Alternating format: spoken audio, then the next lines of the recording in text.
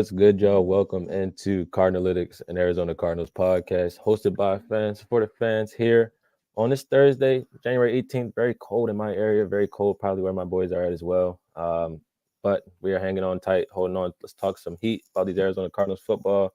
Got a big episode for you all today. Obviously, we're going to go into the offseason talking about possible additions that could happen for this football team, possible players that we may want to add onto this football team. We'll chat a little bit about Week 18, that game. I have an opinion on that. My boy Jake also has an opinion on that. Feel a certain way about that. But and then as well as we're going over our first mock draft of the year. Basically, on these episodes in the offseason, we'll kind of all split up our mock drafts, talk about the players that we kind of want to talk about, why we drafted this player, what players we're looking into, certain situations that could happen in the draft. Obviously, it's very volatile in the draft. So excited for that and excited to share that with y'all, as well as a new little thing we're going to be sharing with y'all about mock drafts as well. So when we get around that time, we'll talk about it a little bit more. So getting into it. Let's get into it, fellas. Co-host Shad, Jake, how are you guys doing today? Doing good. Yeah, doing all right, bro. It's cold over here too. Like I know Jake, you probably used to it, but it's super cold down here. Yeah, I was actually thinking about heading down to Baltimore for the game this weekend, so stay tuned on that. But yeah, it's probably about 15 degrees here right now. All right, well, if you come through, hit me up. I'll take you somewhere, see what Hell we yeah. can do. So, all right, so let's chat into it. Let's start with the back thing, Week 18 versus Seattle. Me, in my opinion, and I'll just encompass the entire game. For me, I just thought this was a very good game for the Arizona Cardinals. Obviously, James Conner had one of his greatest days of the year so far. Encapsulating, I think he definitely had over 100 yards rushing. He was able to get over 1,000 yards rushing for the season, which is his first time. Super proud of that guy. But overall, I just thought that the offense looked decent. They were able to manage drives. I think I saw a stat from Bo Brock of PHNX, like the 16 out of 17 drives were resulting in points for the Cardinals out of their last 17 drives of the season. Like that's the growth and maturity that you kind of want to see of this offense, and the mature and not only that, but the expectations that you expect when Kyler is your quarterback. You expect to go score some type of points, whether that be 3 or 7. Putting numbers on the board at all times was crucial, and you saw that from the Arizona Cardinals down the stretch. Matt Prater, clearly somebody talked to him. I don't know who talked to him. Somebody talked to him. Like I have like an immense opinion that like no way that he's been this money kicker all year in these games that didn't matter, hitting from 50, 60-yard bombs down the middle at that all the time too. And he wasn't perfect this season, but he damn sure could have made 2 30-yarders, and that's what he had on his plate. Shanked both of them. It has to be for the greater good, right, fellas? I mean, I feel that, but dang, that sucked. I really wanted to be Seattle, just so they ended up feeling a certain way. Obviously, they still fired their coach. That's a huge development as well in the NFC West. So we can chat about it a little bit. But how do you guys feel about that Week 18 game? I thought that we looked good. I thought that the defense that had been progressing throughout the year, held Seattle to 13 points until 58 minutes in the game. In my opinion, a much more explosive offense than that they've seen throughout the season. So, how do you guys feel about that Week 18 game and for the Cardinals moving on to next year? Anybody can start. Yeah, Shad, you want feel like you got something to say? Yeah, I'll start off. Yeah. I definitely was kind of I was a little pissed that we lost that game. I had money on us to be over 4.5 wins this year.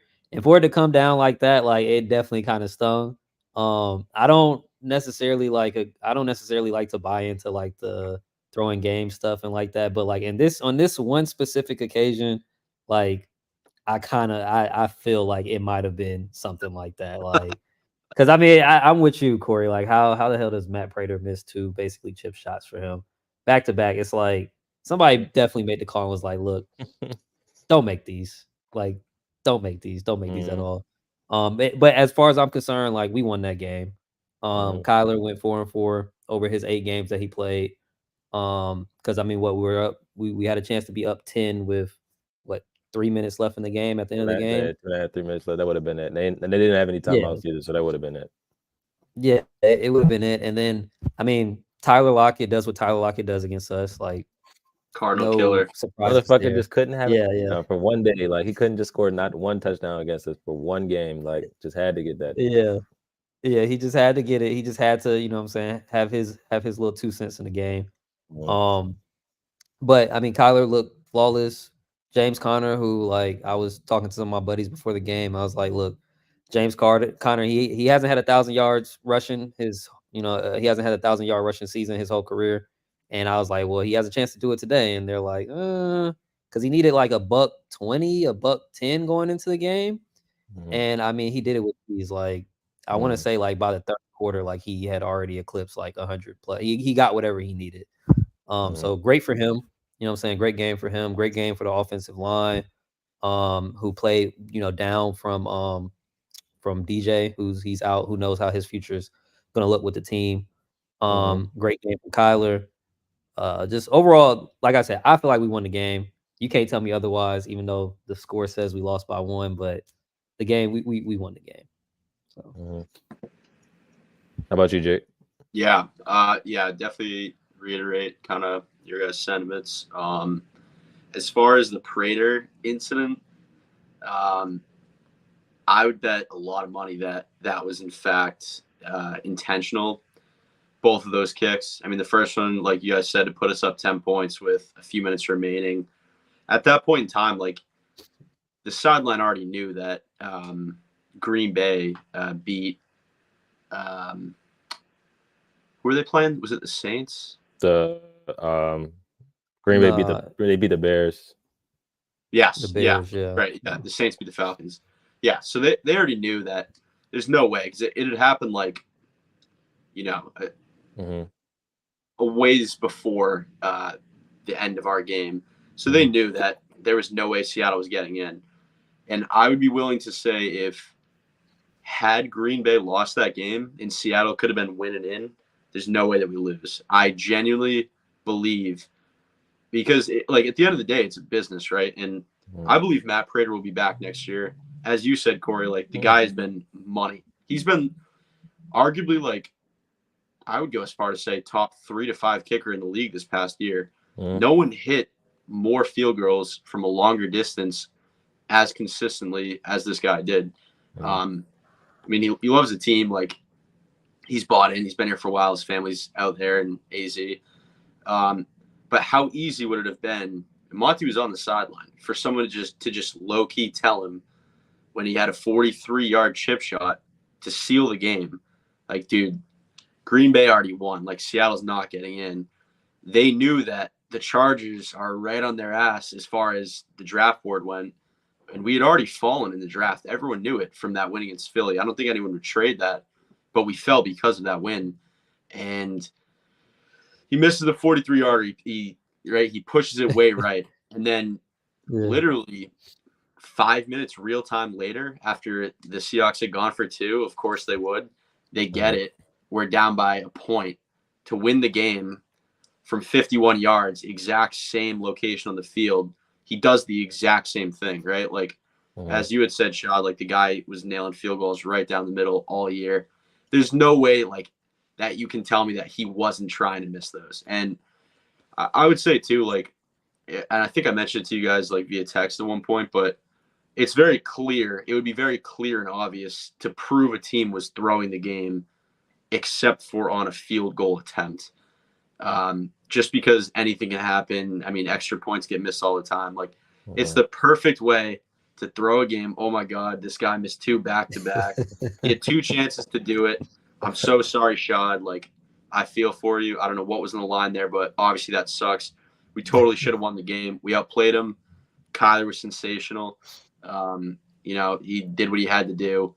But you didn't really see people broken up about the loss. And, like, the team knew, like, miss this kick, we're in the sweepstakes to get one of the most highly touted wide receiver prospects of all time.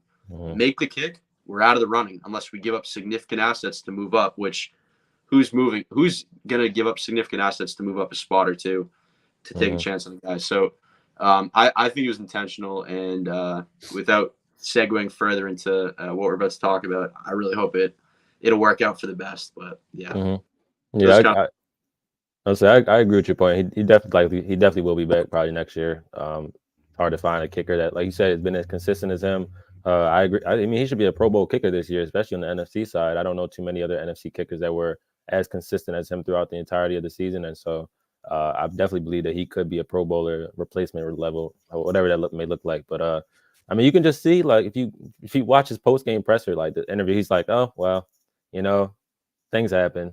Right. I just was Yeah. like, Yeah, okay, he's like, you told me everything. You told me everything I needed to know in just that interview right there. You're like, oh well, we'll shake it off. Get it. Like, no, okay, you were. he literally said, he's like, yeah, the first Yeah. one like pushed right on me. I thought it was a fluke. It happened again. It's like, dude, I mean, good sell, but I think like real fans kind of knew what was up there. So Prater shanks Yeah. the kicks. We end up losing the game. Like we said, probably for the better good, though. Obviously, a team like the LA Chargers, who have their quarterback in place, looking for a head coach as well, they are a team that could be contending for a player like Marvin Harrison Jr. So us remaining to stay in front of them helps our case trying to develop, possibly get him. But moving on to the guy that likely will be drafting, or not likely, that will be making the selections, Monty Ossenfort. Last year, around this time, he was hired for the Arizona Cardinals. One of the first GMs, I believe, hired in the process last year. I know we were talking about at first looking at Ian Cunningham. I believe that he didn't take the job. The guy, I think he's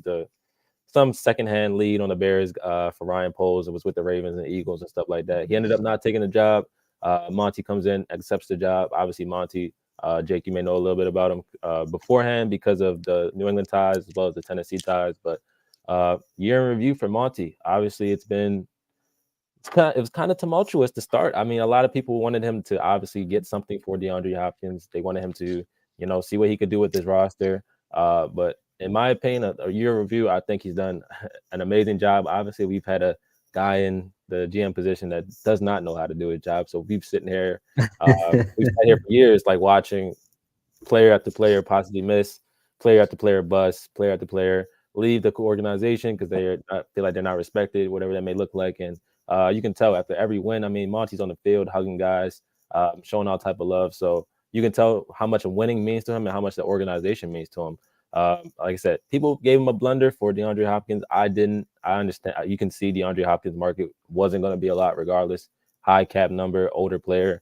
Trying to get as much for him as possible was going to be a hard deal, especially because nobody really wanted to trade any assets for him. So that was always going to be a play that was going to be tricky. But I feel like since then, I mean, out of everything else, he's maneuvered pretty well. Like a couple of questionable cuts, like a player like Kayvon Wallace, you kind of question a little bit. Some other players, but moving off of Isaiah Simmons, he came in and said no egos are allowed, and you saw a bunch of players with potential egos move. Like Isaiah Simmons, Marco Wilson probably has an ego after getting benched. DeAndre Hopkins probably had a little bit. Look at the guy's Twitter. Come on. Yeah. So he feel like he's backed up to talk, and I feel like that. I'm gonna go to you, but I feel like he's backed up to talk. Feel like he did a great job with this roster. Obviously, did an amazing job with the 2023 NFL draft, bringing in players that obviously will be contributors from literally top to bottom. Even our 7th round and Dante Stills, an immense contributor on the defensive line. And then Paris Johnson Jr. played all 17, 18 games. So great job from Monty, in my opinion, year one. And all eyes that they told us were focused on the 2024 offseason. So now it's time to really shine and see what he can do. But fellas, how you feeling about Monty after year one so far? Yeah, I'm feeling pretty good. Okay, yeah, you can go ahead, Jake. You can go ahead. You sure? Yeah, go ahead. Go ahead. All right, cool. Yeah, no, I think that was very well said, Corey. I mean, it's a very hard position to be in this year. It was probably one of the worst situations to inherit this past year for like a new GM. And then going back to the New England statement, I didn't really know much about him. I think he was like some sort of like not low level, but like not really a known role in the Patriots front office for a while. I think he was there for 3 Super Bowls and then went to Tennessee with Vrabel and obviously like had some success there. But I love the guy. I mean, I think he's, I think he has 2 master's degrees.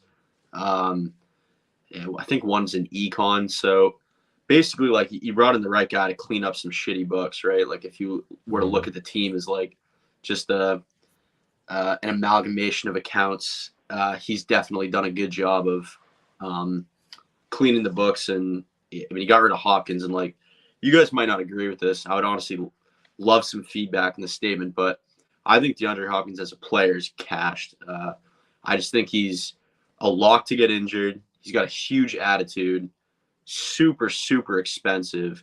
And for a team that's not like ready to compete right now, which the Cardinals obviously weren't this past year, I just don't think he was worth it whatsoever. And like you had said, Corey, like that massive contract was why nobody was willing to give up anything, because we were already getting something out of cutting him by just eventually getting it off the books. He probably would have worked out a lot better had he gone somewhere like the Chiefs. Like that probably would have been perfect. And yeah, maybe they would be the Super Bowl favorite right now had they done that. But we're not thinking about this year. We weren't thinking about this year. It's all for the future. So I think that was a great move. Kayvon Wallace, I actually forgot about that. I still don't know if I agree with that one, because I thought he was playing phenomenally before we released him. So that was honestly pretty shocking. But overall, I think he's done a great job. Super excited to see what he can do next year. I think that was honestly a great point you made too about sticking to his word about like no egos, which to be honest with you was so refreshing, because I feel like as just like a passionate fan, like I've been a Cardinals fan my entire life, just the fan of the NFL, honestly, just seeing the way that the NFL has transformed into almost a version of like the NBA in terms of like just like the attitude, like kind of like swapping teams whenever, building super teams, just kind of being about like individual image and money. And like, of course, everyone like wants to get their own, but I don't know. I think like if you look back and like, I really do. I don't like the Patriots, never have. Like I've always hated them. But you look back at like why they were so successful. The team was always bought in. Like they were bought into Brady and Bill, and it was literally all about the team. Like you watch interviews that come out now, like even still today, and it was just all about the team. There was no egos, and yeah, maybe Monty brought that, from his time there. But I do love that, and you just feel good about the guys in the locker room that he's brought in, and we can go into this next draft after seeing kind of what transpired this past year with 11 picks and just start to get really excited about the way that he can evaluate talent, make decisions, not afraid to be aggressive in the draft, and just kind of work his magic. So super excited for that. I definitely trust him. And quickly to touch on the trade last year for the Texans pick, obviously in hindsight, it's too bad we couldn't have traded with another needy team, at the moment. But I still look at it as a win-win for both teams. Like the Texans got Will Anderson. Clearly he's worked out. He's been great. I think he has like 8.5 sacks now, like including the postseason. He's been a game wrecker, right? Like they definitely got a dog. He could have worked out well in Arizona for sure, but we obviously needed to beef up the line. And to finish the year, like our offensive line was phenomenal. That pairing of Hernandez and Paris like is only going to get better. And I actually saw something recently, not that like everyone buys into PFF grades completely, but Paris's like rookie grade overall was higher than who's the dude for Philly that's like highly regarded? I forget his name. Lane Johnson. Yeah, Lane Johnson. It was actually better than his rookie year. And I guess that's a guy that Paris said he basically like studied a ton and wanted to basically like model his game after. So that's super encouraging. Like you can only expect he's going to continue to get better and eventually surpass that level of performance. So that was the right pick. It obviously worked out. Kyler wanted him. So, obviously the Texans pick has fallen. It could continue to fall even more if the Ravens somehow don't get it done this weekend. But honestly, at this point, like I've been rooting against them all year. I think it comes down to two things. One, had we beaten them when we played them a few weeks back, we could have prevented them from making the playoffs, right? Because they literally were down to a 4th and 1 to miss the playoffs against the Colts, and Gardner Minshew and Goodson, I think was his name, just couldn't connect. Shitted on themselves. Yeah, they shitted on themselves. Brutal. Like he catches that and we get the 16th overall pick. So that really sucks. But at this point, I'm kind of tired of just rooting against him so hard. Like good for CJ Stroud, good for D'Amico Ryans. I think he's a super solid guy. So honestly, I'm not even going to root against him at this point. Like wherever the pick falls, it falls. It's still a 1st round pick. Like, yeah, it's trending towards bottom 1st, like high 2nd type value, but it's still a 1st round pick. So yeah, hopefully Monty will make the most of it or use it to trade back up. So yeah, shot it up to you. Yeah, I mean, I've always felt about when it comes to the picks, like it's not about like where you pick, it's about who you pick, you know what I'm saying, or what you do Mm-hmm. with the pick. I mean, you could waste the pick on a Marquise Brown, or you can draft the Tyler Linderbaum. You know what I'm saying? Like just because you have a late round pick doesn't mean that you're gonna that doesn't mean that you might not end up with the like a franchise player with that Mm-hmm. pick.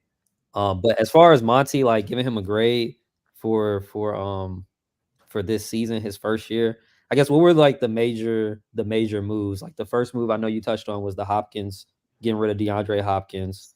Mm-hmm. Then obviously I guess it was the draft, which I saw something today talking about like our draft picks. I think we had our team played rookies the most out of any team in the NFL. I think we had Mm-hmm. like over 2,000 snaps on offense and defense from all of our rookies. And I'm just going back. I was just going back and looking at the draft class, and I feel like the only reason why everybody that we drafted didn't play was probably because of injuries. And I mean, Clayton Tune, like obviously, like we had Kyler, but John Gaines probably would have been a integral part of the offensive Mm-hmm. line, how they were talking about him and like how he was practicing in preseason before he got hurt. Mm-hmm. But outside of that, everybody else played. Keitrell Clark played. Dante Stills played. Um, Owen Papo, he started getting minutes at the end of, or he started getting snaps at the end of the season. Garrett Mm-hmm. came back and he played, and he was looking like he was like our best cornerback at Mm-hmm. some points during the season. I think he had a clutch interception against C.J. Stroud, if I'm not Yeah, mistaken. Yeah, so interceptions. uh, he had a couple where it felt like, dang, like we needed something, and he was able to get us something. You know what I'm saying? Mm-hmm. Um, so now the draft, I feel like so far the draft class has been all right. I think I kind of talked to y'all about this. I'm definitely more so still on the wait and see side when it comes to the draft class, because I felt like a lot of these guys we had to play out of necessity, just Mm-hmm. because he was inheriting such a bad team in turn roster wise. You know what I'm saying? Like coming from Kime, like anybody is an upgrade at this point. Like, you know what I'm saying? Right. So like it's hard for me to say that Monty did, like, you know what I'm saying, horrible, like just because he's coming from Kime. And like I just I hated Steve Kime. And I thought that was the biggest change. I thought that was the biggest change that this team needed. Mm-hmm. Um and so far I don't have anything negative to say about Monty. Nothing but positive things to say about the job that he's done.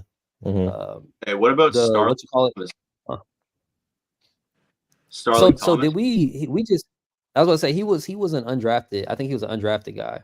He was So undrafted. that Okay. that yeah, so that, you know what I'm saying, that's another find that I give him kind of some credit for. I don't know how long like Starling will end up being on the team, just because I feel Mm-hmm. like next year, like you mentioned, Corey, this is gonna be the first kind of like full off season 2024 draft class. Like this is gonna be like, you know what I'm saying, really Monty's like crown jewel. Mm-hmm. Um and from this off season, from like, the money he's gonna be spending in free agency, some guys that we probably saw play last year, they might not be playing this next year. Like Keitrell Clark might not play. Mm-hmm. Michael Wilson, as much as I love Michael Wilson, I mean, I want to upgrade the wide receiver position, you know what I'm saying, by 2, 3 players. And if you're Mm-hmm. bringing in that, like that's more competition. Who knows? Michael Wilson might not be playing next year. But more competition is better. Like that's what this team needs. We need more competition to get these guys better. Yep. Um, but I guess another big move he made was the Josh Dobbs trade, which nobody really saw that coming. Mm-hmm. But that was definitely a move that I felt like initially I wasn't necessarily for it, because I just felt like, we could have just rolled in the season with Colt McCoy. But I was glad that we made that move, because Josh Dobbs, at least for the first 4 weeks of the season, seemed like, you know what I'm saying, he gave us the best chance to win. Yeah. Um, so that was another move he made. And then I guess, yeah, going forward, I guess going forward, it's going to be interesting to see what he does in free agency this year. And Mm-hmm. we're going to talk about that. We're going to talk about the draft. But overall, I mean, I feel like Monty did a solid job his first year as GM. Like I said, Mm-hmm. it's hard to do a bad job coming after Khan. Like it's Literally, hard to be bad literally. coming after. I thought that. I mean, again, a lot of people gave a lot of talk about what you gave to get Dobbs versus what you gave up or to send him away. But in my opinion, Mhm. like I like that. Without Dobbs, we wouldn't have even had a fighting chance. Like more morality wise, it would have been the season probably would have felt like it was over at week 4 versus it being a process until you got to Kyler. So like them acquiring Dobbs kind of gave this team some type of energy boost that it was going to need regardless, because we saw Clayton Tune's performance against the Browns. It's not pretty at all. We saw what Colt McCoy was doing in the offseason, which, I mean, I'm not at training camp. I know you guys aren't. So I didn't see anything that he was doing. So clearly that's something wrong with that. So him having to be moved off, like, that was necessary. And as we can see, like, he has not been signed to a team since. So obviously that was a great move, in my opinion, the Josh Dobbs move. Obviously you hit on something. You got enough of what him. You guys should say this. You got enough of what you needed to get from him. You got off of him, and he's still giving you enough just to get you that 7th round pick back, literally. So like, shout out to Josh Dobbs. Sometimes I didn't never really understood you guy. I just never. Sometimes the processing things just didn't make sense a lot, but our guy is back. K1 is back, so we're not really worried about that. But Josh Dobbs might be back in this offseason, so that is definitely something. And I wouldn't be opposed. To tune I wouldn't be into. opposed to Wouldn't it. be opposed at all. Yeah. You be a backup, and you just shut up and get back there. So that's really all I have. Unless I do want I to guess say, for him. Go ahead. I was about to say, I do want to say too, one thing about the D Hop, like, I guess, situation. I know D Hop didn't want to be here, like, once, and Buddha didn't want to be here once, we kind of clean house and everything. And hey, props to Monty for getting Buddha to buy in and kind of like stay committed to the team, no matter no matter how he had to do it. But I do kind of wish that we did still have D Hop, because if you ask me, I'd rather pay D Hop whatever he's getting paid than pay Marquise Brown or whoever else, you know what I'm saying? Like, because his contract number was only going to go down after last year. I think it was like 30 M's last year, and I think maybe this upcoming year would have been like 24 or something like that.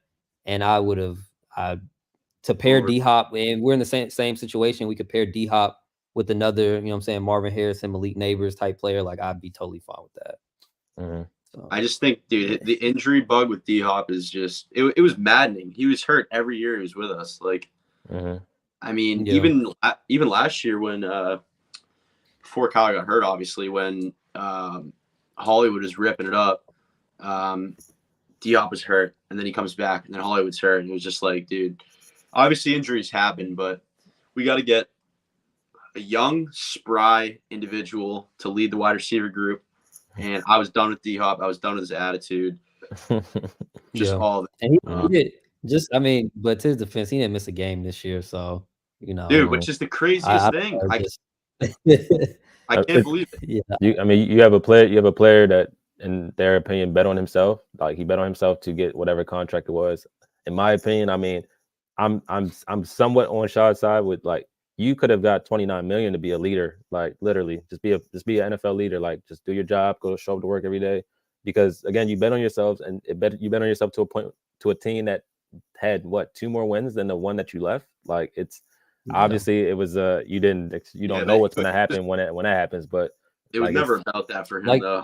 I don't think he really cares at all, to be honest. If the team wins or loses, like, but I mean, you're getting 29. Nope, I didn't hear Monty or JG ever say anything about a restructure. That probably they would have wanted to, but I didn't hear anything about that with him. So you could have literally got $29 million for one season just to be out there with the Dobbs, and then you would have got Kyler back. Who knows what your numbers would have looked like from week 10 on. So no, it's not a bad point. I just feel like, I don't know. I just think he's getting old, and he's just getting like, same reason where, like, you guys will call me crazy, but I wouldn't even want to Stephon Diggs going into next year. I think he's even starting to slow down a little bit and getting up there. Like, just take the young kid, whether it's Neighbors or Marvin Harrison. Like, that's got to be the focus. Like, Kyler's going into the 6th year, which is, like, crazy to say, but. And, like, my friends give me shit all the time about Kyler, but I'm like, and it gets exhausting trying to defend this guy. But it's like, he's basically had half of, I guess you say, a year this year, but half of a physical year of NFL development. He was not getting developed as an NFL quarterback for the first 4 years of his career. On top of that, it was a completely dysfunctional organization with a bad line, and outside of Hopkins, like, really nothing around him. And a defense, like VJ defense, that could just never help out or complement the offense. So I'm super excited to see Kyler next year. I feel like where he's going into next year is where like a Joe Burrow was kind of going into like year 2, 3. I seriously feel that way about his development, and I think Kyler's way more talented than a Joe Burrow. So as long as we can just not screw that up, like I really wish that like one of the three of us could just put ourselves into that general manager seat for that first pick. And then after that, just give it right back to Monty. Do whatever you got to do. But like, you got to get Marvin, or if he's not there, you got to take Neighbors. Don't overthink it. Don't get crazy. Don't do this. Don't do something stupid. Just take the surest thing. We've seen the wide receiver translation. Jamar Chase, Justin Jefferson, Puka Nacua. This guy was a 5th round pick. Like, believe what your eyes are telling you when it comes to these wide receivers, right? Because whatever they're feeding them is like just HGH or something. I don't know what's in these foods at the college campuses, but like some of these guys, man, like look at like even if Marvin somehow goes to the Patriots, just take Neighbors. Don't trade back. Take this guy because he is without a doubt the number 2 in the class. I would even say like 1B. He's an LSU product. Like, you know the history. I don't know. I could go on and on about this, but just don't overthink it, Monty. Take the guy. Take one of the 2 of them. Man, they don't want me in that GM seat because if I'm making that call, I'm probably shedding a couple tears at first. I'm probably crying, and Marv or Neighbors is probably getting a little bit weirded out, and I'm just gonna be like, "Hey, brother, we've needed you," and so Monty, you got to stand tall in that call. Make sure you're proud. You look like a man because you don't want to be soft with these guys because these guys are gonna change your franchise, Monty. So just be ready for that. But let's move on to some early, not so much free agents, but we can definitely go into positions that we may want to see added as free agency. I think for me to start off, I want most of our money spent on defense. I think that's a solid way to build an NFL football team is obviously drafting good offensive players and then buying on the defense. Kind of saw in terms of he just mentioned with the Cincinnati Bengals, they kind of did that in their Super Bowl run. They bought a bunch of guys on that defensive side or paid a bunch of guys on that defensive side the year that they went, and they saw what they did for them. So, in my opinion, I think heavily towards defensive line. I think the edges are pretty decent in this draft, but definitely defensive line and CB. And I say, well, when we break down this first mock draft, though, I'll explain the players that I would have signed before the draft, and then we'll go into it. But for me, I'm looking at D-line. There's an edge out there, possibly trading if Brian Burns or if Josh Allen of the Jaguars become available. Does that first round pick weigh enough to get one of those? It'll wait to be seen. I definitely think with Carolina not having a first, it could be something, but obviously with your pick sliding down more and more and them having the first pick of the second round in 33, it's hard to say there's a big gap in difference between those picks, but they could be willing to move up a little bit. So definitely D-line and CB are 2 additions that I would add, as well as just maybe one piece on the offensive line, whether that be a guard, whether that be a tackle, whatever that may look like. Whatever you don't invest heavily in the draft, or whatever you don't plan to invest heavily in the draft for, you go and get it in free agency. And I think that's what Monty plans on doing. I don't really want to see wide receivers picked up in the free agency. I don't really like the wide receiver market as much, this free agency class. And then as well as players such as like a lot of people are going to link us to Chris Jones. I don't want Chris Jones. Why? Because he's older, and 2, because he's played for a franchise that is known to win. And I don't know if we'll win next year as much as the Kansas City Chiefs have won. So he'll be looking to be on a team that is like ready-made to go out there and win. And that could be us. That could be, we could be potentially popping out like that next year. But that's not really a player that I want to link ourselves with, because I don't think that while the money is there for him, I don't know if he'll be like bought in wise in terms of like what the real goal, the purpose of this NFL team, or what the real goal, the purpose of this franchise is going forward. So that's just the one player I don't want to see. Anybody else, fair game, up to them. I know a couple of guys, like I said, I'm going to mention them, but how are y'all feeling in terms of this free agency class? Like, what are you guys can even name out names, you can give them out, whichever guys you feel like the Cardinals should definitely go after this spring.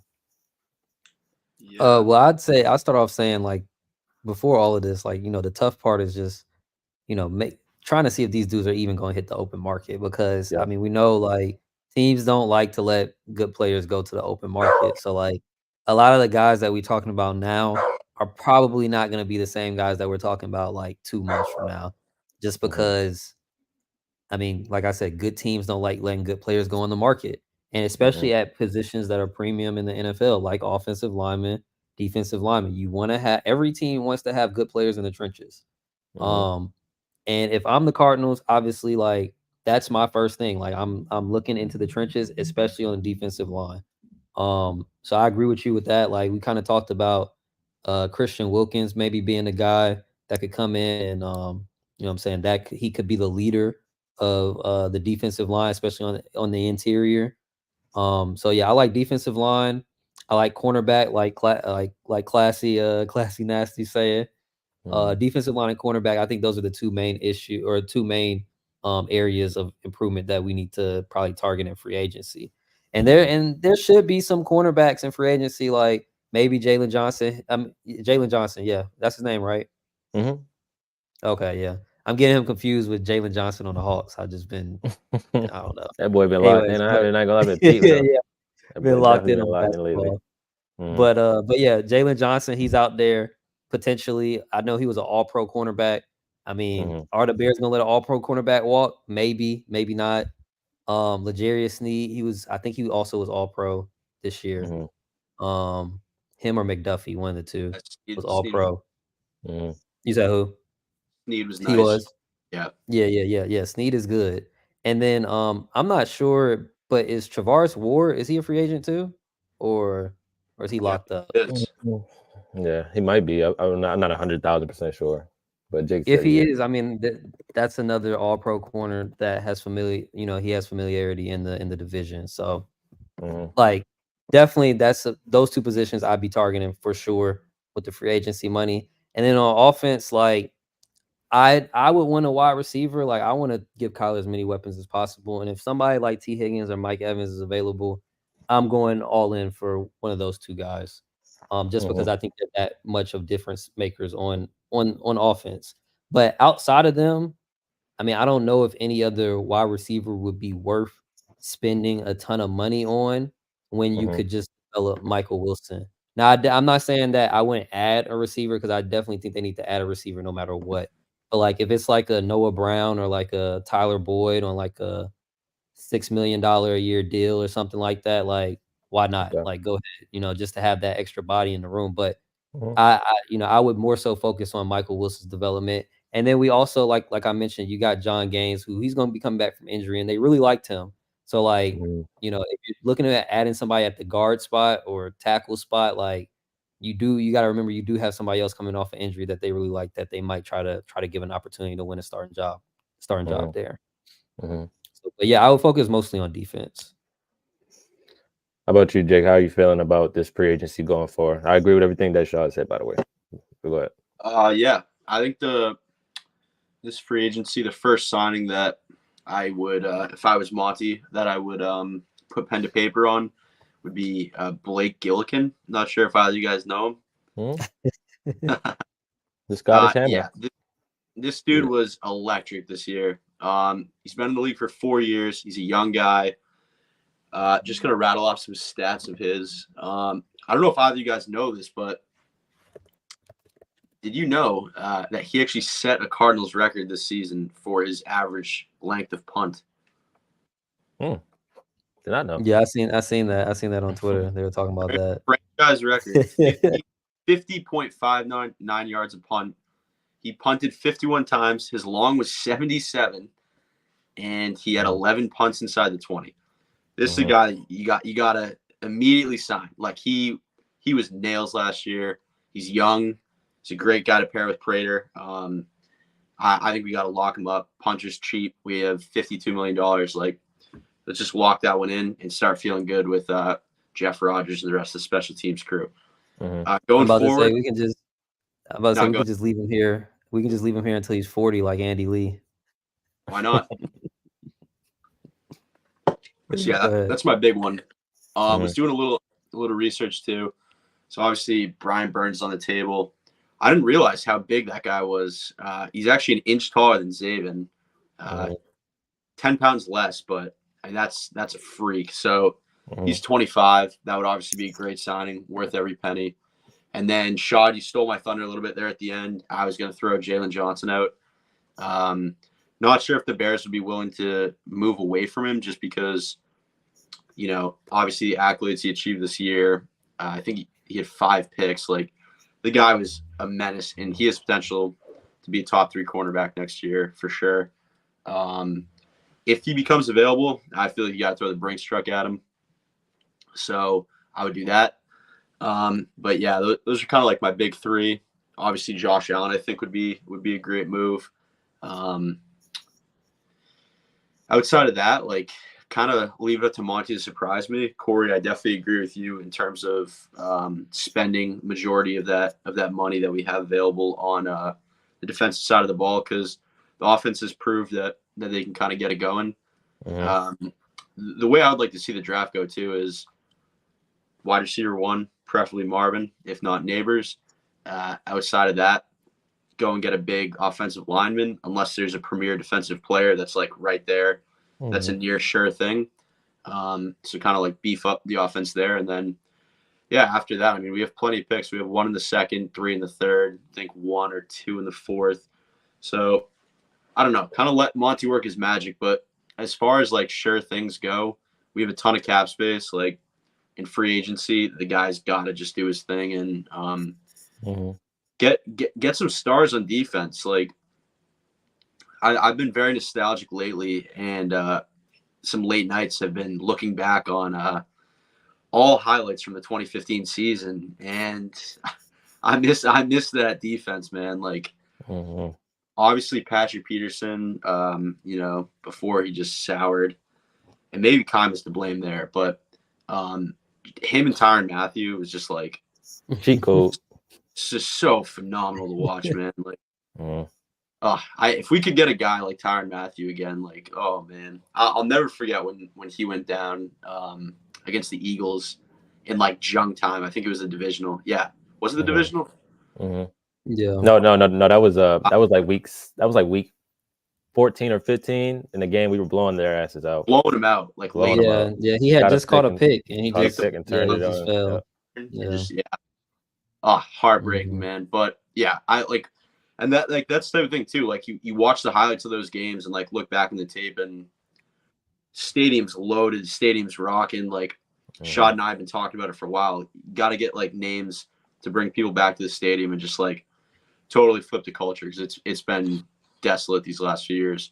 Mm-hmm. So yeah, my thing is chase the big defensive names in free agency, and then I guess kind of go back to the draft offensively and kind of defensively in later rounds. But seriously, my most underrated and biggest signing's got to be the punter Blake Gillikin. I love that kid. So yeah, I think I want to say too real quick, like, the one thing that Steve Keim, like, he did say a lot and he did preach a lot that I could kind of like get with is, free agency is a crapshoot.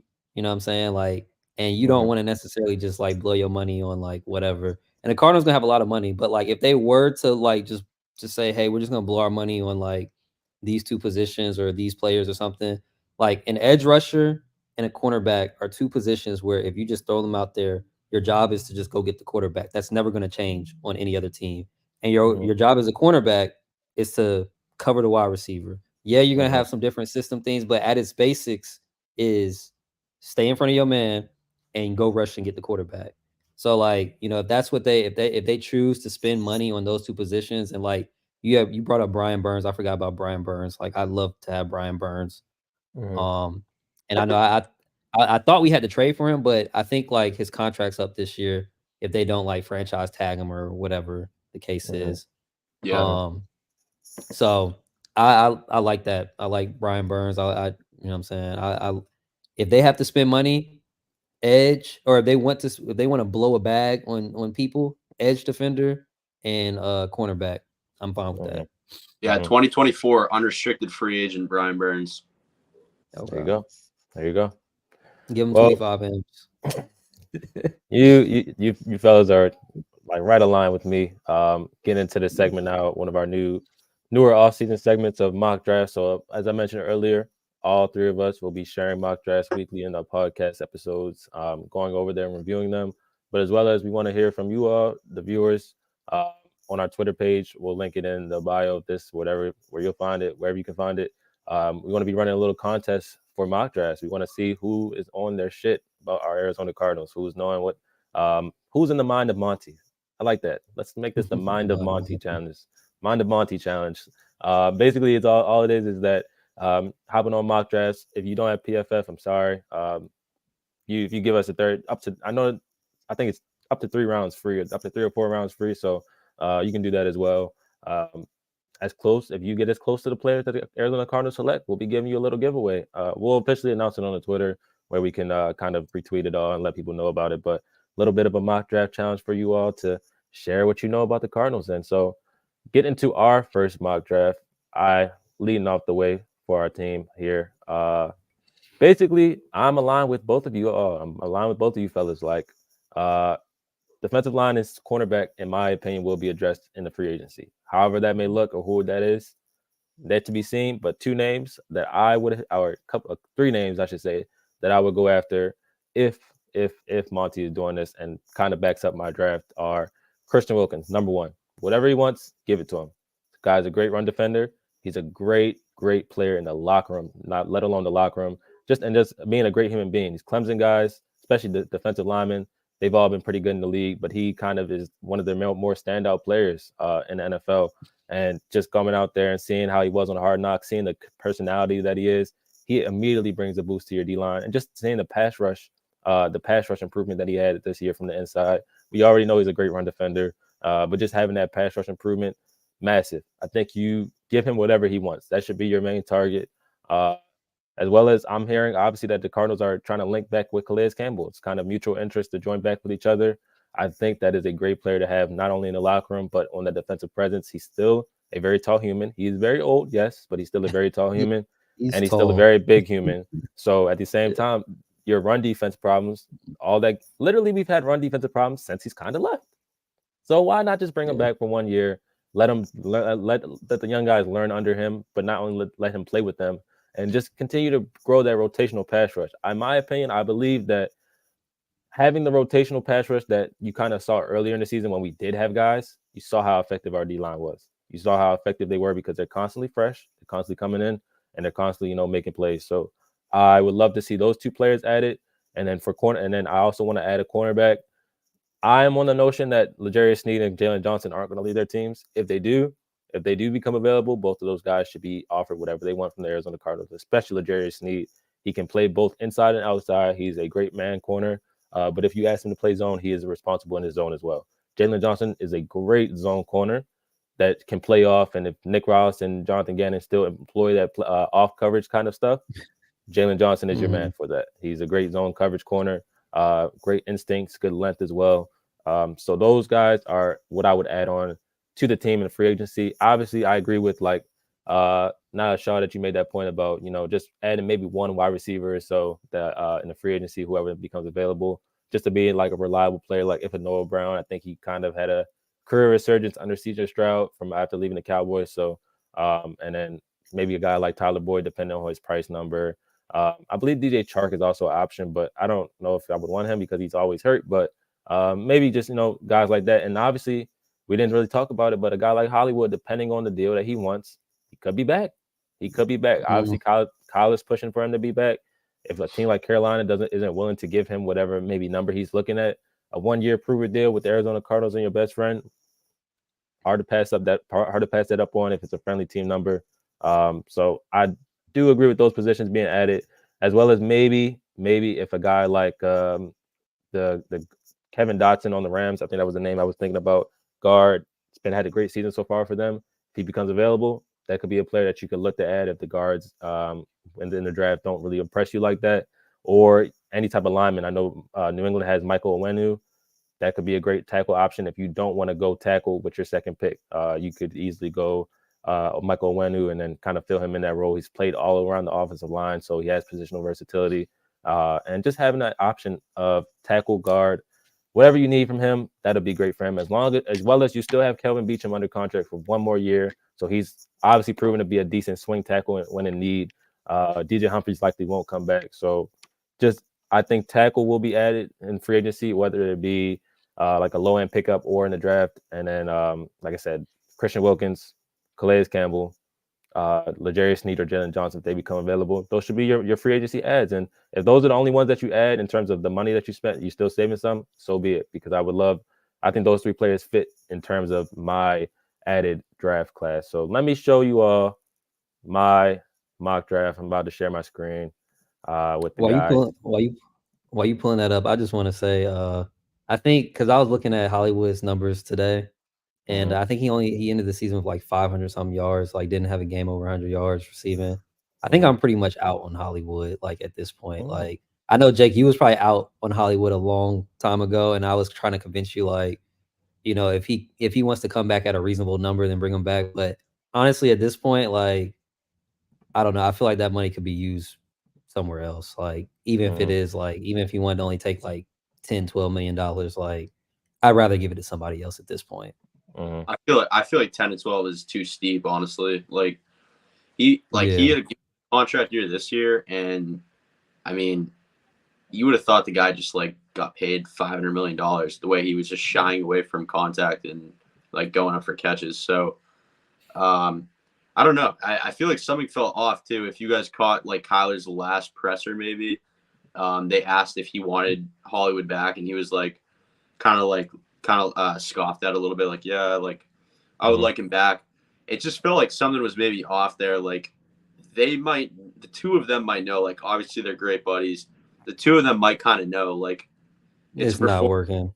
Right. Like it's performance business, and he didn't perform last year. It didn't look good at all between Kyler and Hollywood. And like maybe they kind of know, like it just, I'm telling you, watch that clip of Kyler when he's asked about Hollywood, because it just seemed like he kind of already knew. Like he's like, yeah, like I would want him back. But I don't know, man. I just don't know how well he fits, because like, yeah, if he was going to take like a real hometown discount to like go back with Kyler and like a 1 year like prove it deal, I would say like 8 maybe. Like 10 to 12 is not. I think that is. Yeah, like, I don't think he would do that. No, I don't either. I don't either. But I don't think Monty would do 10 or 12 for like what happened last year. And like, say we do get Marvin, like then you have Marvin, you have a great backfield in Connor and Mike Carter. Then you have Trey McBride, who's going to be like a top 3 tight end next year for sure. And he's huge. Like he's just a beast. So that would be Marvin Harrison, McBride. Then you have Dortch, who's like solidified himself as like a great little product, right? That Hollywood he would be the fourth option. And but then you have Michael Wilson too, who started really getting involved the last couple of weeks, and then it's like, all right, like where does Hollywood fit in at all? You know what I mean? Like who's getting the bump? And then you have Rondale Moore, and it's like we're heading into this is going to be an insane offseason. I think Moore's gone. I think Hollywood's gone.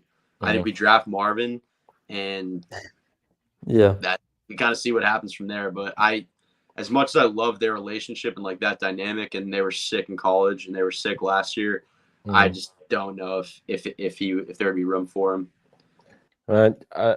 I feel like we talk a lot of football with each other, so because you guys are thinking a lot what's on my mind. Rondale Moore is definitely gone in my mock draft, and you know I'm ready to get into it. So let me go ahead and share this right now.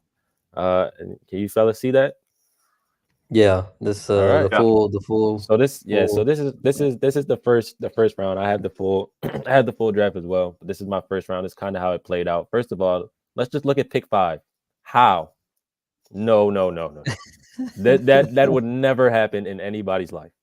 So Go ahead. No, I was about to say this is why like I always kind of tell people, like when we talk about like mock drafts and stuff, like we don't know how the draft is gonna go. Exactly. Like, and we can mock draft all the time, but like we all mock draft from the same board. Like the same board. You know what I'm saying? So like I don't think Cooper's going 5th, but hey. Hey. So obviously, with our first selection, it turned out that the Patriots selected Malik Neighbors first. Again, this is a big gamble in terms of whatever it's going to happen. It's a computer generated thing, so they based off of what may be a need. So they chose Malik Neighbors. Obviously, big talk a lot about it'll be 3 quarterbacks taken in the first 3 picks. So maybe it might not be the Patriots taking that. Maybe it'll be somebody else, but I'm about 70-75% confident that it'll be 3 quarterbacks taken in the first pick. So it'll be Caleb Williams, Drake May, whoever is that third quarterback, and it'll be the Arizona Cardinals picking at 4. And it's not really anything I need to say about number 4. We know that who the guy is, what the lineage of he's literally an NFL prodigy. Should be projected to be better than his father. I don't know if his numbers will be better than his father, but as a talent player, as a talent, he's looking to be projected better than his father. So Marvin Harrison Jr. was the pick at number 4. Obviously, the draft broke down the way it did. You know, a couple picks I would like that hopefully maybe stay around for our 27 or our second round pick, or not second round pick, our second pick. Obviously was hoping for that to be earlier, where a guy like maybe Trezon Newton would be the pick. Obviously, he'll be gone way before our next pick in the first round. Another guy like Terrion Arnold went to 15. He's been climbing up the draft board heavily. A guy I like, a guy that I think fits perfectly with this team. But again, another player that's just easily going in the first round pretty easily early. So these are all products that we thought would have been on the team, but obviously with the success of the Houston Texans, it falters a little bit. So dropping back into the first round, obviously where we landed, didn't make any moves, just ended up drafting Jordan Morgan, obviously a product that Monty has had his eyes on easily for the last year, being a home product of Arizona. A lot of fans, I feel like this will be big for the Arizona fans, just in general, people that are out there to get a product from the team. But just overall, he's a good player. Like, he's played left tackle his whole career in the college. Gave up 13 hurries so far. Gave up 13 hurries in the season, but only allowed, I believe, 2 sacks. So this guy is definitely an elite player, an elite operator, and could man up that left tackle position immediately. And or you switch Paris Johnson Jr. to left tackle, move him to right. Either or, however you want to look. Now, having 2 young players at tackle, it's definitely a risk.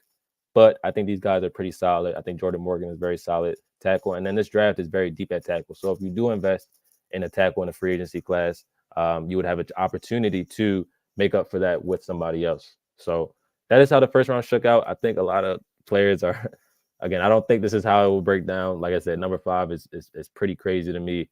You know, playing like Brian Thomas Jr., Alshon, you know about him. He's climbing up boards already. He's at 22 now. So he's been looked at as a second round pick, but now he's, in the first round. So a couple of these guys are definitely climbing up boards.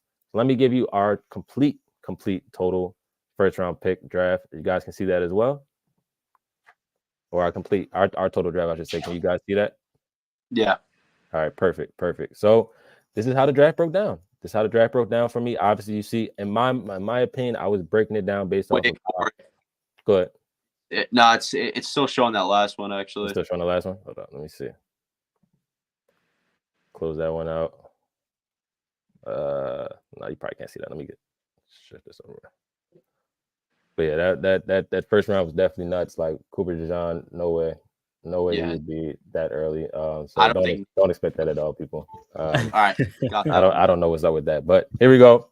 Total draft. Obviously, this is based off of us possibly adding a Christian Wilkins, L'Jarius Sneed, hopefully, or any type of other corner, or Calais Campbell as well. So just getting into it. Obviously, I was trying to think like Monty. I did a lot of recruitment assets. I don't believe that they'll use all picks. It's just hard for me to say that they'll add this many players, even so. But I wanted to do more like recruitment picks. So you see, I got a 4 from the Raiders in 2025. I swapped a couple 6th rounders. I got some extra 6th and 7th rounders in the backside.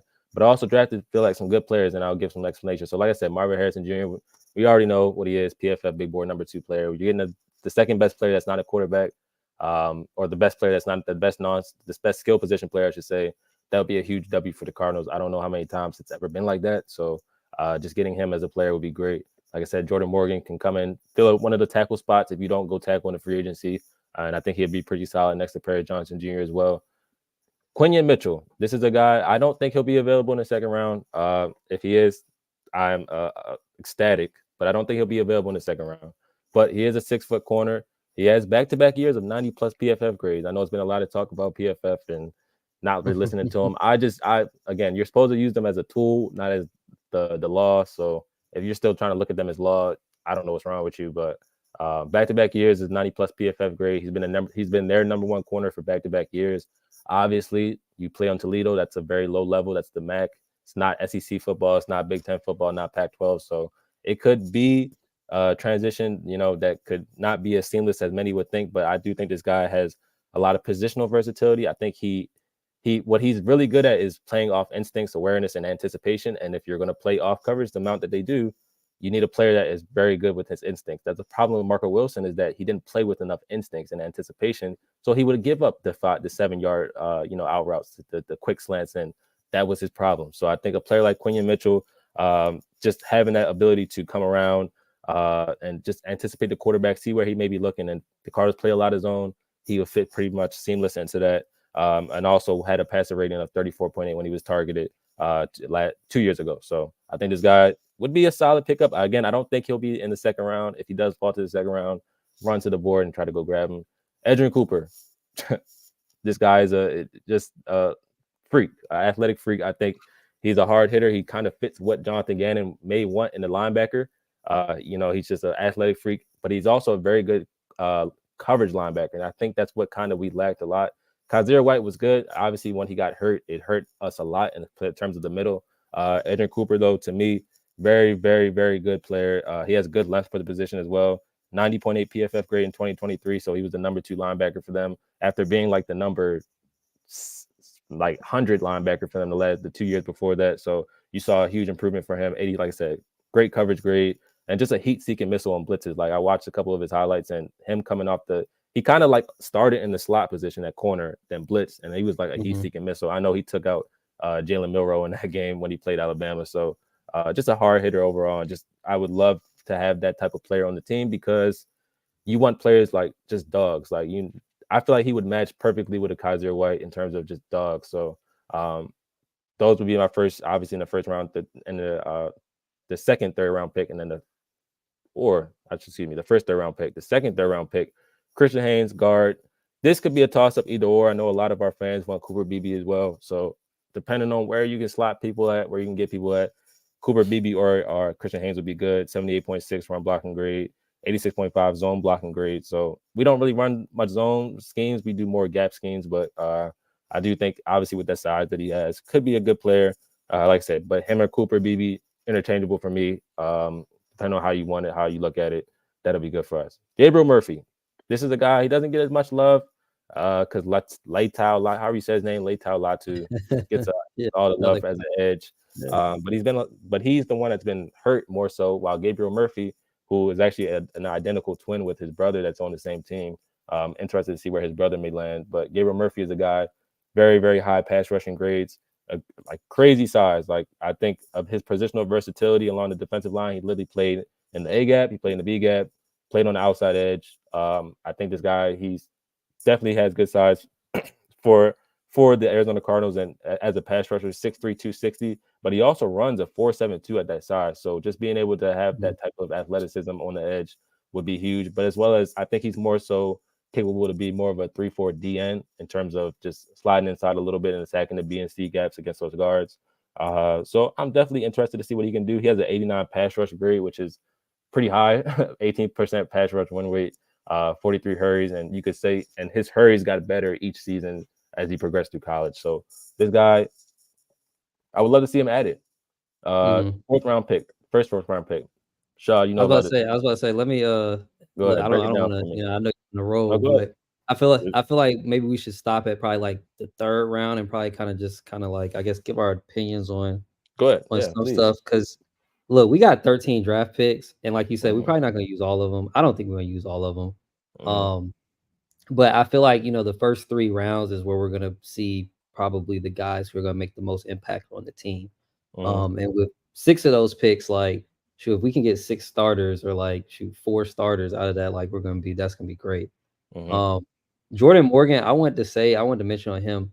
I could be wrong saying this, but I think he got hurt. I think he tore his ACL or something like that his junior year. Otherwise, like he was also projected to be like a high first round pick coming out. So like if we end up getting Jordan Morgan there, like I think that's a high upside player, you know what I'm saying, coming off an injury, where like if he can play right tackle or left tackle, it doesn't really matter. Like, I think Paris is going to be exceptional on either side. Cooper, like the linebackers, one thing I've been seeing with like the mock drafts and stuff, and this just might be like a case of like the class, I don't think it's really a deep linebacker class, because like I don't ever really see any linebackers going in the first or second round. At least I haven't heard anybody talk about any linebackers, and I think that's a sneaky kind of position for us where we might need some depth. Like Zaven is, he's on the outside, and I mean, right now we just got Kaiser, and then you got Josh Woods and Chris Barnes for the most part, and then you got Papo, who they drafted this year. But I could definitely see Monty going like linebacker with one of those picks, because if you can get maybe the second or first best linebacker in the class in the third round, like I think that's a win. I think that's a win for the Cardinals. But what's your thoughts, Jake? I was gonna say, Jake, any thoughts for those first three rounds of pick so far? Yeah, I mean, obviously, my focus is Marvin. So as long as we're getting him, I'm pretty. It's like everything else don't matter. Yeah. After that, like, I mean, I definitely agree with you, boys, in the sense of there's no way that we're going to use all these draft picks. I don't think it'd be smart to. I don't think if you want to be a team that's going to compete, I don't think you should rely on so many draft picks to become starters. But yeah, no, I agree kind of with what you said too, Shad. Like, if we can get, between 4 and 6 starters out of those early picks, like, I think that'd be great. What I'm seeing in this mock, I definitely like it. I want to keep beefing up the O-line, especially, with the Humphreys injury. We obviously needed a youngster to come in. The ACL thing does scare me a little bit, but was he a senior this year? So he tore it last year? Yeah. Okay. He's a senior this year, yeah. So I think he played all games this year. So you'd have to think that the ACL is good now, but yeah, I definitely like that. Tell me more about this Cooper guy, though. I honestly haven't really heard of him much, so that's kind of like and sort of and I was about to sparking say, interest for me. And I was about to say, maybe as we're going through these, like throughout the off season, maybe like we each pick like one player to highlight to like kind of like really give maybe like some in-depth analysis on, because I mean, a lot of these players, like especially since we got so many picks, if you start getting into like the later rounds, it's like, who the hell is this Def person? guys? You know what I'm saying? Yeah. So, but yeah, I mean, I haven't really even paid attention to Cooper either, even though he played for A&M. Right. Yeah, I haven't. Again, I haven't paid much attention to him either. But when you sit there and you talk about prospects, and you look at him, and you watch his film, guys, like I said, he's really rangy, really long, as really good in coverage, I should say. And I feel like in the terms of being in that middle, you want Kaiser White kind of closer to the D line, so he can make kind of tackles. So he's not really worrying about covering this tight end or chasing this guy around in the zone. While with Edgerrin Cooper, him being 6'3", with the size that he has, like, he's able to kind of be that rangy guy. And I know it gives people fear, like Isaiah Simmons talk with range and being in the middle of the field, but this guy is actually a true linebacker. He wants to play linebacker. And again, like I say, he's physical, he hits hard, and I think that would be a guy that he may Jonathan Gannon may be one of his war baby, or whatever he calls his Kaiser White war daddy. He can be Jonathan Gannon's war baby. So it'll definitely be interesting to see what they do. I think they do add one of the linebackers. I know Peyton Wilson from NC State. That's another linebacker that could possibly be added. But in this mock draft, that was the guy that kind of fell to me in that position. So I ended up taking him right there at 66. So yeah.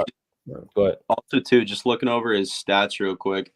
So in 2022, he had 61 total tackles, no sacks.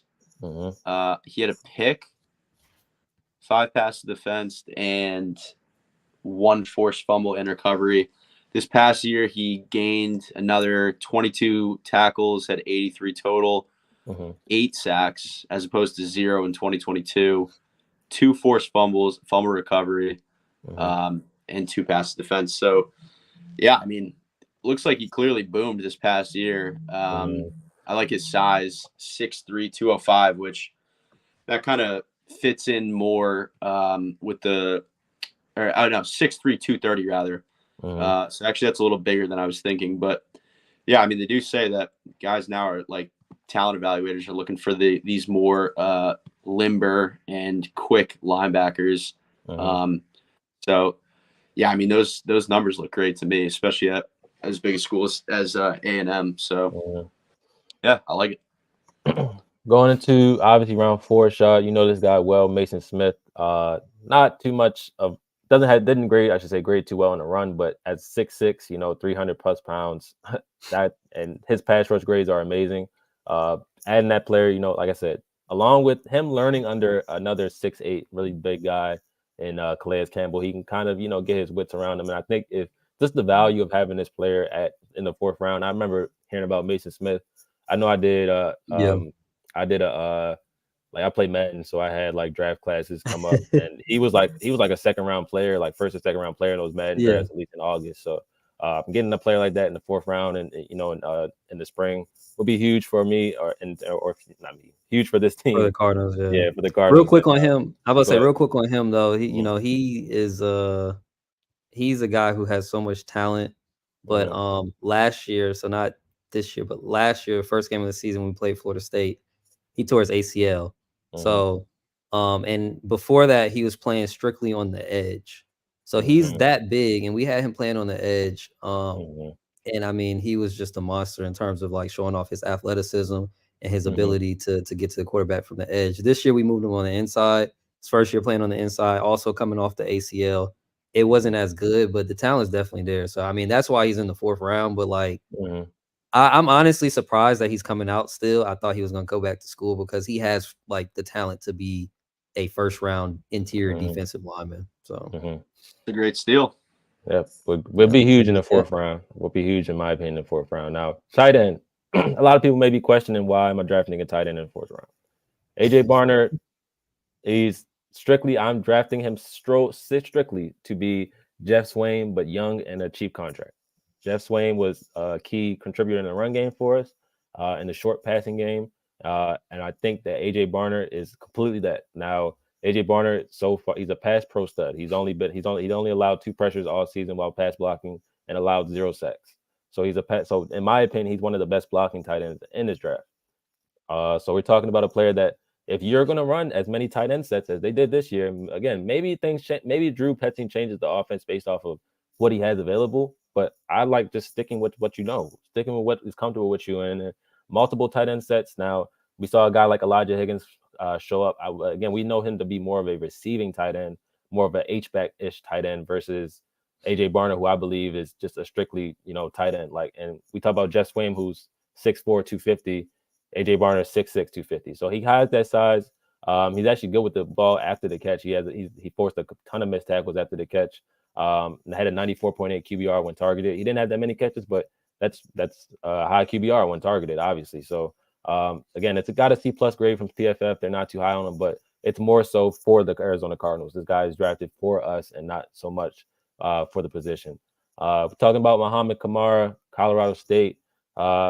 Very small like frame in terms of he has really short arms. So I don't know if this pick, I wouldn't make this pick, but I had the option to make the pick, obviously. So I drafted a player, but I don't think, again, this is not as many players as I would add onto the team. But Muhammad Kamara in the 5th round, really good power. Has a 4.62 40 at 250 pounds. So these guys that I'm drafting are very athletic, very fast, very physical. He doesn't really have any pass rush moves, but he just wins with straight power. So again, this is another guy that I think you can slide him on the edge, slide him inside as a 3-4 DN, and he can make some noise. I don't.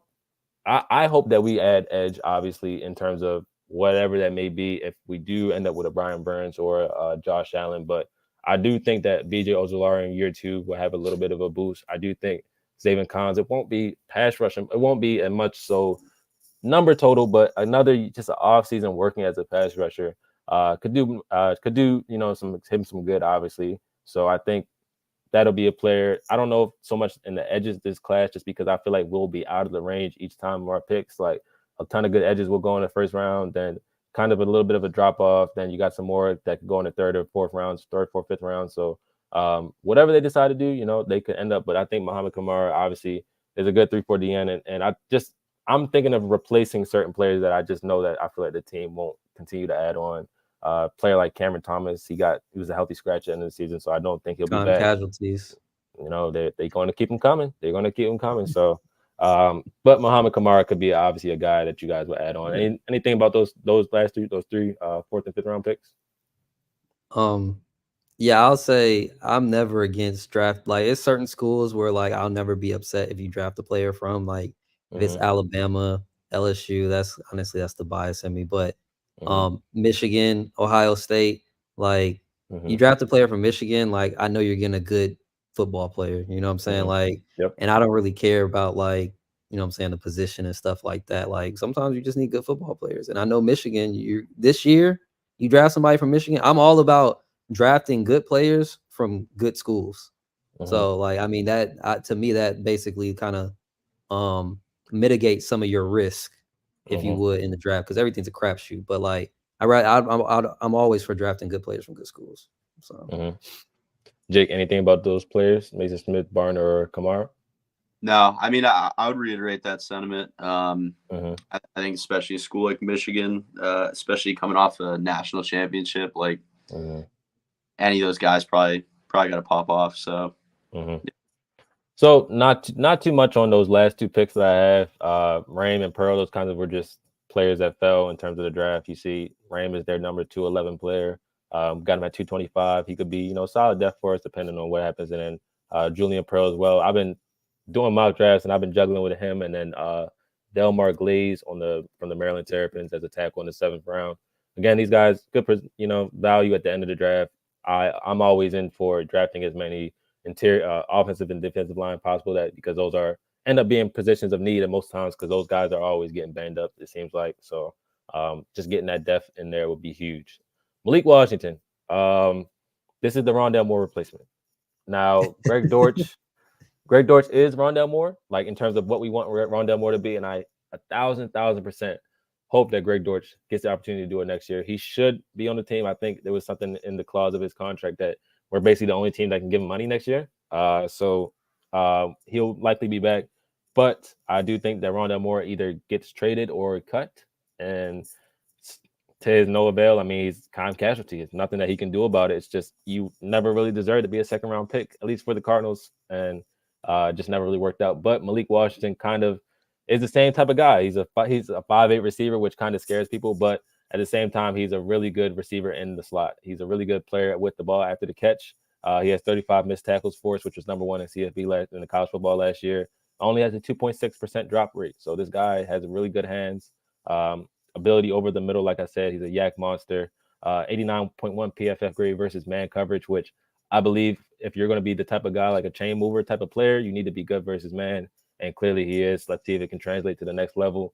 But he started his career at Northwestern, transferred to Virginia, where he never had over 1,000 yards once on Northwestern. Goes to Virginia last year and has 1,300 yards. So I could easily see this player being a huge impact guy for them. And like I said, just being a chain mover. We clearly see that the Arizona Cardinals offense last year with no crazy amount of weapons like that was more so methodical offense. Obviously, adding a player like Marvin Harrison Jr. could change that. But if you're going to kind of stick to somewhat of your roots that you have, this guy is the type of guy that can be a chain mover, be a short down yardage wide receiver, and have some success with Kyler. So again, 5'8" kind of scares me. We don't want to see too many short receivers, but you'll have 6'2" Michael Wilson. You'll have I think Marvin Harris is 6'3", 6'4". So you'll have some size out there along with Trey McBride and even AJ Barner, who's 6'6" as well.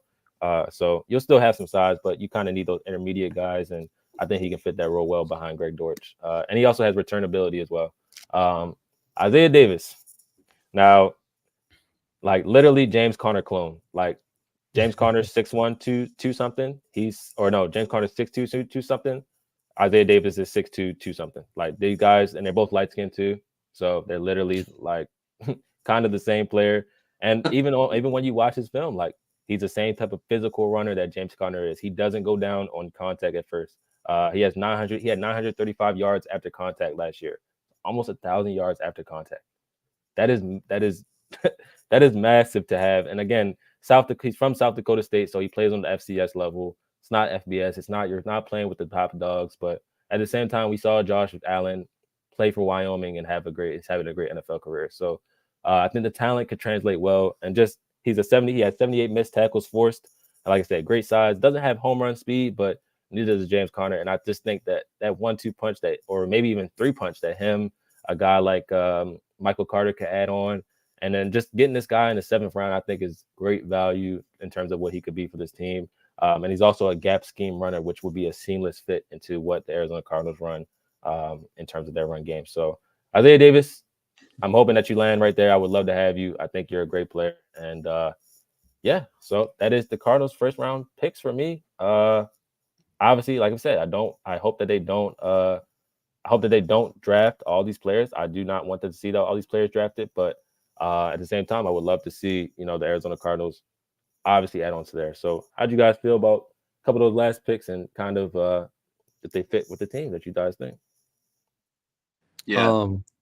Yeah, I was about to say, I really like the Isaiah Davis pick because I know South Dakota State. I know they won the FCS championship, and I feel like they win it every so year down there.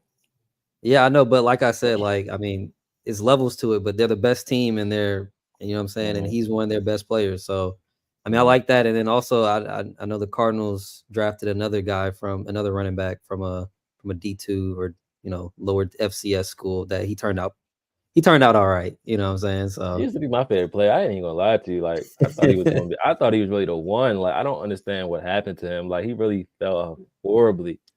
My God. Yeah. Jake, how you feel? How you feel about the couple of picks at the end?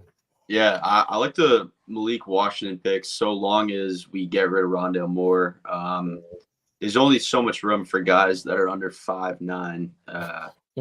At the really, we'd have 2 of them. We would have 2 of them. Right. I think you got to bring Dortch back. I mean, I don't know how you can't. Like, he's a guy that I truly see. Like, if the Cardinals somehow don't extend him, I see him going to a team like Kansas City and just really making us sorry for it. He's just done it year after year, like in any role. The guy just has so much passion and just gives it his all and is super talented. And obviously, too, like kind of the stats you listed off from Malik Washington make the guy sound phenomenal. So if you're going to draft another short guy, and I already don't like short receivers due to the fact that Kyler is also short.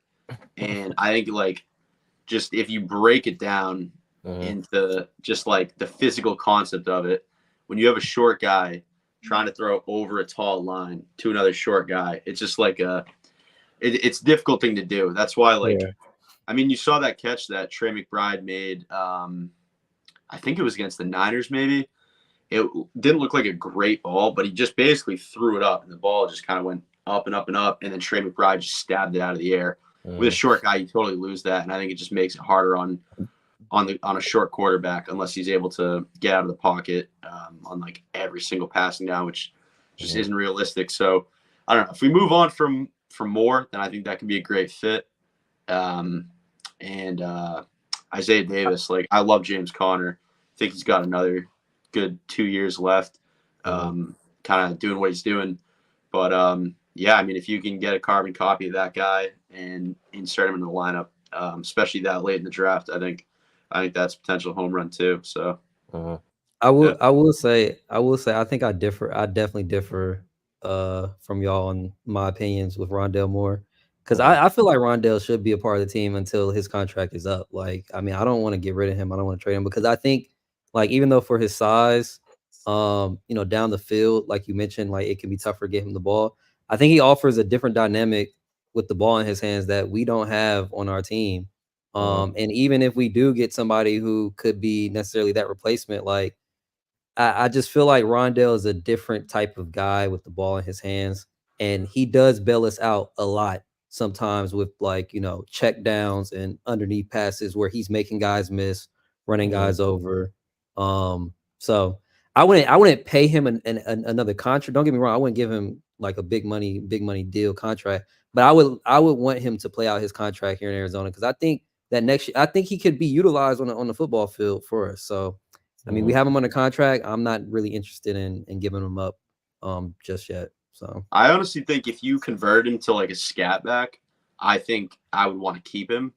But as a pure receiver, I just don't see it. Like he had a couple of great runs out of the backfield this past year, and I think he could be great seriously as like almost like a prime time like Alvin Kamara role where kind of rotating him in and out of the backfield, and you're kind of like throwing little dump off screens to him and letting him go to work down the field. But as far as what you were saying, Shad, are you sure that you're not holding on to that college tape a little bit? Because I just don't feel like I ever saw that guy extend any kind of play. At like, and if you want to talk about like extending play and dangerous with the ball in his hands, I feel like that's Greg Dortch. Like that's a guy that I saw welcoming contact. Whereas I feel like when I think of Rondale Moore, I think of like a net 1 to 2 yard gain scampering out of the sideline. So I don't know. Like how many receiving? Yeah, I mean, you're like 300, maybe 200, like 250. yeah. Like yeah, I did, like yeah. I honestly like I'm not even saying this to be a dick, but I really can't think of like times where he was dangerous with the ball in his hands this year. Besides like the run that he had out of the backfield for like 50-yard touchdown or something, but I can't think of like any good catch and run he had this year. I really can't. I was about to say he did have a catch that set the internet ablaze, but it didn't count. I can't Oh remember. yeah, he mossed Patrick Peterson for a touchdown. Oh, right. That actually was But phenomenal. And also but like a couple years ago in San Fran, like on the sideline, that's where you thought like we got something here. But yeah, I don't know, dude. Just with his like coming out of college, like his big highlight was outside of his tape, which was great, obviously out of Purdue, that the guy could squat like 1,000,000 pounds. So if he's that strong and he has that body type, like I don't know, if I'm Gannon, I'm saying, dude, why don't you put on like 10 or 15 pounds this offseason? We'll throw you in the backfield and I don't know, try something new because the way that they're utilizing him just isn't really working. And honestly, like, are you telling me if it was possible to go and get like Marvin or Neighbors and then go and sign like a Boyd or DJ Shark or someone like that, you would rather have Rondale Moore over them? Like, I don't know. No. I'm not saying that. I think that Rondale at this point is a great gadget player. I hate to use that term, but I think he's a great gadget player. Like, I feel like Dortch is definitely a better receiver than him. Dortch doesn't also like Rondale makes a lot of like, at least to me, he makes a lot of mental mistakes with drop passes or maybe like running the wrong route or something like that, or sitting down when he's not supposed to be sitting down. But I feel like when the ball is in his hands, and it's been a lot of times where we've given the ball to Rondale and we might need 4 or 5 yards, and he's 4 or 5 yards away from the first down, and he breaks a tackle or he outruns somebody or he kind of finesses his way to a first down. And I just think that I think he's really dynamic with the ball in his hands. It's just him doing the other wide receiver stuff, running routes and stuff like that. Like, I don't think he'll be that in the league. Like, I don't think he'll be a down the field threat wide receiver in the league. I just think that he's under contract now. He brings us a different dynamic with the ball in his hands. I wouldn't be so quick to move off of him. That's not stopping me from bringing in more wide receiver talent because I want to bring in as many wide receivers as possible this year. It's just Rondale, in my opinion, I just feel like, he can do a little bit more with the ball in his hands. And you always want to have playmakers, what I'm saying, on your team. Absolutely. No, I agree. Yeah. I hope if they do like keep him, I hope it works out because I definitely love the guy. Like I think he like seems like a great teammate. And he's had some fun highlights for sure. But gotta give me some more. Yeah. I mean, this is last year. I think this is last year on his deal anyway. So he's in his contract year, so it'll definitely be based off of his impression, at least on that coaching staff, whatever he made last year, and if they're want to keep him. Again, I'm not saying I don't think they'll cut him. I don't think they'll trade him or whatever it is. But I mean, the option is there. They may take it because it's just a player that if is he in your future plans is the question. So it's a big year for Rondale Moore. I think the biggest thing that he did this year was be healthy. I think he played all the games this year. So like just having that step up of being available all year was huge for him. Whether the production was there or not, just being available was obviously a big thing for him. So we'll see. Definitely, we'll get into a lot of them. It'll be a lot of cuts and additions going forward this offseason, but we'll be here with you through them all. Anything that's big happens, we'll be able to talk about it. And like I said, we'll be going through. Each of us will get a chance to share our mock drafts as well as hearing your mock drafts as well, people out there, and seeing what possibly could happen for this Arizona Cardinals team going into it. Are they going to take 10 plus players? Well, it's a huge question mark. Huge question marks. but I'm excited for it. Exciting future. Anything you fellas got to say before we head out today? Y'all want to give predictions maybe for the what you call it, playoffs this week? Oh yeah, it's a good idea. Absolutely. Go ahead. All right, okay. Let me pull up the schedule real quick Hmm. because I already mean, right now. I know nothing about football. Really, I can't win money. I can't win money from football when I expect people to win. Expect the Browns to handle CJ Stroud in the Texans offense. They put up 35 plus points on them with 2 pick sixes as well. I don't really get that at all. Kind of had a feeling the Cowboys would lose, but not in the way that they got demolished. And then I think everything else went pretty planned accordingly. I knew the Dolphins would get fucked up, but yeah, like I don't really know football. I'll listen to you all's opinion, and I will watch and listen. And I think I'm most excited for that Texans Ravens. But I'll go ahead, please. Yeah, so no, I was actually kind of talking about this earlier today and thinking about some of the matchups. So you got Texans and Ravens this week. Mhm. And I think this is where, what I'm saying, our pick finally stops falling.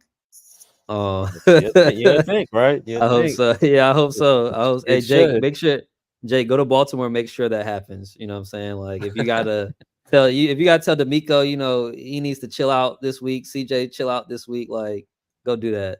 But I got the Ravens. I got the Ravens this week. Mhm. And I got a Super Bowl bet on the Bills to win the Super Bowl. So I got the Bills this week too over the Chiefs. Even though I love Mahomes, like I'll never root against them, but like Mhm. my guy said Bills winning the Super Bowl, so I'm like Bills are winning the Super Bowl, so I got money on them. I do think I do think Jordan Love is playing his best football of what I'm saying, the season. And I know they had like the big little like PFF debate or whatever. And what did he have, like a 90 PFF rating or something like that? Mhm. Um I really, in my heart, I want to say the Packers are gonna win. I do. I Got do, will in the but victory. Put on my I think Chiefs it's gonna bet be this really weekend. I think it's gonna be really, I think it's gonna be really close. Mhm. And you know what? Yeah, I'm gonna say the Packers are gonna win, but Putting I on my think it's gonna Chiefs. be really close. And then this is gonna sound crazy too, but I think the Bucks can beat the Lions. I think Baker is on a roll right now. Yes, yeah. And I think that's a very winnable game for them. So I got the Bucks too.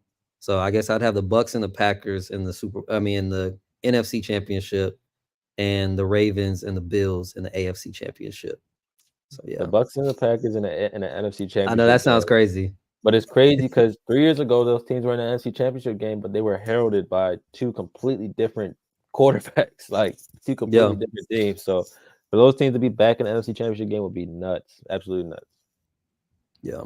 How about you, Jake? How you feeling? Yeah, I got yeah. I don't think there's any way that the Ravens lose this game. But It's a way. I'm It's a I'm way. telling you, I'm done rooting against the Texans. So yeah, I mean they're definitely a great team, right? But Mhm. like the Ravens have been flirting with making a deep run for years now, and Lamar is just playing incredible football.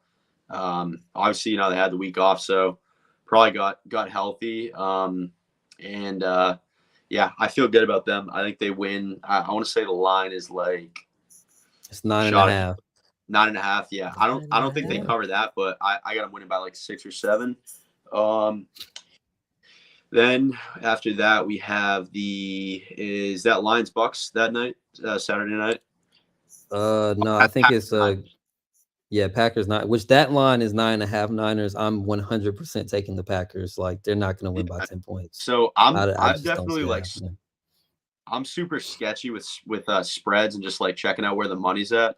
Mhm. And I know that like early action, I want to say like Tuesday, it was like 78% of people were on the Texans spread, and like 76% of people were on the Packers spread. So I'm rooting for the Packers, obviously. So I actually went ahead and I took the Ravens -4 and I took the Packers +16, which I feel like Okay. that I was almost like outthinking myself because I was like, all right, like if everyone's on this, what are the odds that the Niners win by like 10, 14? So I just bought Mhm. that Yeah. way up, basically teased it. But yeah, I'm still gonna say, and like I did this earlier in the week, but the more I think about it, I feel like the Niners could just be a team that chokes, almost like Dallas. Like Shanahan's That's kind of Shanahan. had that following Yeah. him, so Yeah. I honestly could see the Packers getting that done. But gun to my head, I'm gonna go Ravens. I'll say Packers. I think the Packers somehow get it done. It just There we go, man. this year has that feel. McCaffrey's There we banged up. go. Like Brock Purdy's Brock Purdy. Like he's fine, but he's not a superstar. Like he's not elevating the team. So I don't know. Let that team get down early, like Dallas was, and watch that sideline explode with those personalities. And then going into the next game, obviously Bucks at Lions. I think that's a great game. I don't know if you guys caught much of the game on Monday, but I watched bell to bell. The Bucks just looked incredible, like especially defensively, right? Like offensively, they started stalling, but Baker got it done early, gave him a lead, and you kind of knew when they were up by like 12 that the score wasn't really indicative of what was going on in the field. But Vita Vea, like blowing it up at the line of scrimmage, like that defense is super dangerous. I don't know though. Like that game's definitely a toss-up. The Lions have been playing great football. They just have so many weapons that I do think the Lions get it done. But you definitely saw in that wild card round, the Lions defense was like the definition of bend don't break. Like they had maybe 3 or 4 stops where they held them to field goals in the red zone. So if that happens again, you get a big body like Mike Evans and then Rashad White, obviously in the backfield. Maybe they punch it in more. I'm still going with the Lions money line. And then the final game, Chiefs-Bills. I'm super torn here because I also, like you, Shad, I definitely like Mahomes a lot. I like Andy Reid, kind of like I'm a big Pacheco guy. I have him in my dynasty league.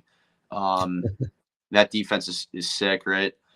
And I actually, a few months ago, I put down 2 parlays, and it was Michigan to win the Natty, the Chiefs to win the Super Bowl, and the Celtics to win the NBA Finals. And then I did the same thing with Dallas, and then Michigan and the Celtics. Obviously, that was not smart, but so Chiefs in that sense, Chiefs. But I could see this year, especially after just watching. I mean, the Bills had a 2% chance to win the division after falling to 6, and they did it.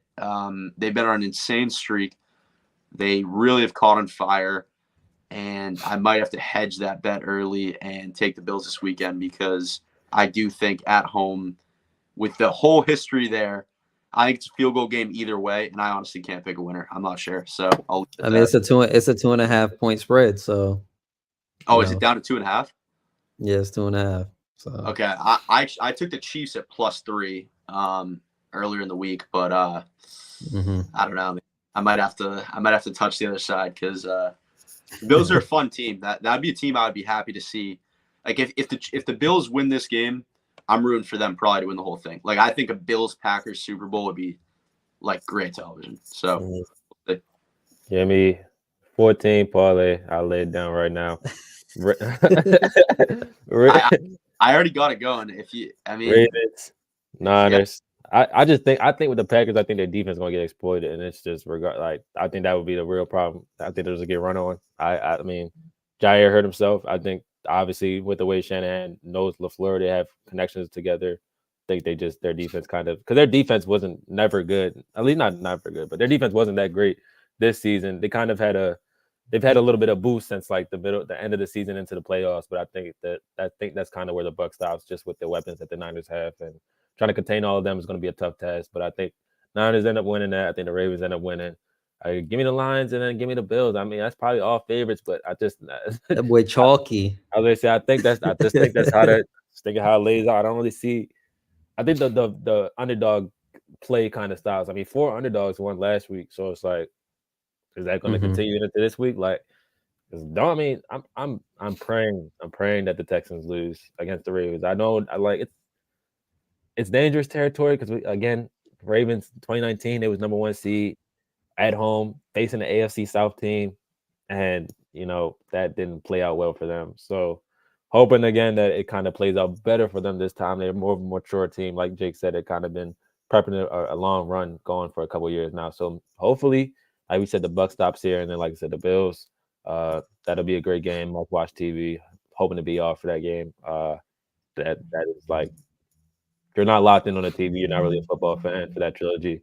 And like Packers said, Niners, I think, and the road for the Packers and the Lions, the Bucks, also a great game. I mean, Bucks, like Jake said, the defense amazing, has been really good. If they can sit there and stop the Lions' run game, that'll be interesting to see. And then can Jared Goff continue to make the throws? He's been making them so far, but can he continue to make the throws? Just has so many weapons. And I'm around over the middle.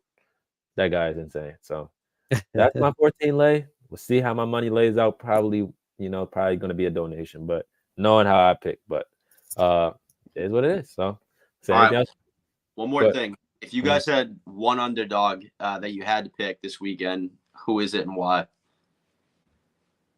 One underdog? Probably the Chiefs because of Mahomes. That'd be my one underdog.